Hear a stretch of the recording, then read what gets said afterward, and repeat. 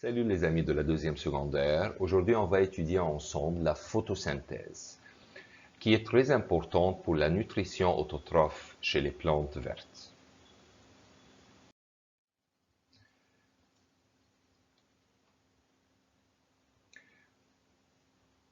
Les feuilles vertes chez les plantes supérieures sont les centres principaux de la photosynthèse car elles contiennent les chloroplastes.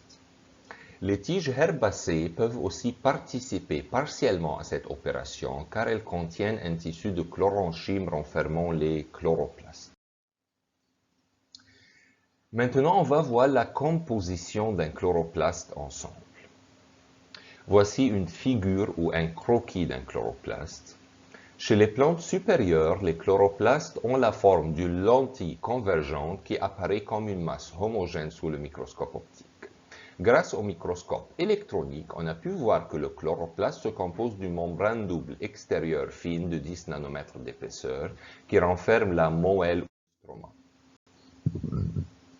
Le stroma est formé de protéines incolores dans lesquelles sont dispersés de granules appelés grana en forme de disque.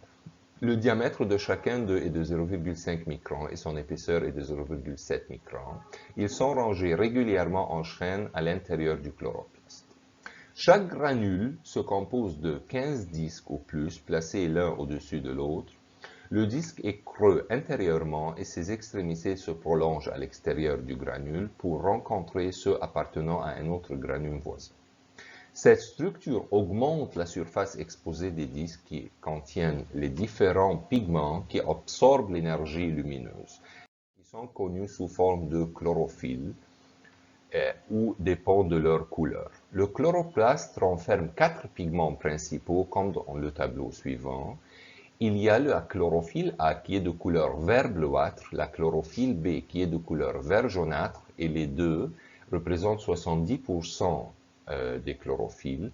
Ensuite, il y a le xanthophyle de couleur jaune citron, il représente 25%. Ensuite, le carotène de couleur jaune-orange, il représente 5%. Il est clair que la couleur verte domine les autres couleurs dans le chloroplaste. La chlorophylle est chargée d'absorber l'énergie lumineuse nécessaire à la photosynthèse. Les grains d'amidon se forment en grande quantité dans les chloroplastes et ils sont à petit volume, car ils se décomposent en sucre pour être transportés aux autres organes sous certaines conditions. La molécule de la chlorophylle est assez complexe. La structure moléculaire de la chlorophylle A est C55H72O5N4Mg. L'atome de Mg, qui est le magnésium, est au centre de la molécule et on pense que le pouvoir de la chlorophylle à absorber la lumière est dû à la présence du magnésium dans sa structure. Maintenant, on va voir la structure de la feuille. La feuille se compose de 3 tissus principaux.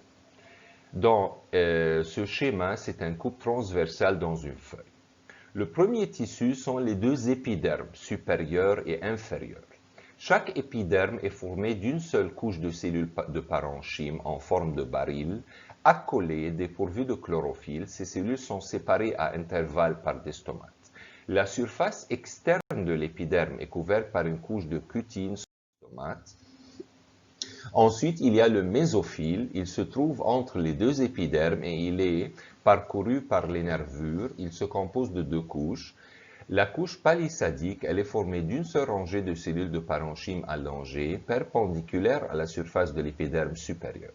Ces cellules sont remplies de chloroplastes qui sont rangés dans la surface supérieure des cellules palisadiques pour recevoir le maximum des rayons lumineux.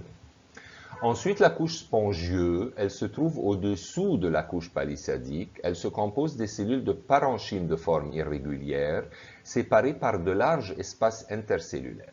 Les cellules spongieuses renferment moins de chloroplastes que les cellules palisadiques. Le tissu vasculaire, il est formé de plusieurs faisceaux vasculaires qui s'étendent dans la nervure principale et les nervures secondaires. La nervure principale renferme le faisceau vasculaire principal. Le faisceau vasculaire renferme le faisceau du bois qui sont rangés et séparés les uns les autres par le parenchyme du bois. Après le bois, on trouve le libère face à l'épiderme inférieur de la feuille. Le libère transporte les matières nutritives organiques solubles fabriquées dans le mésophile vers les différentes parties de la plante. Merci, bonne chance.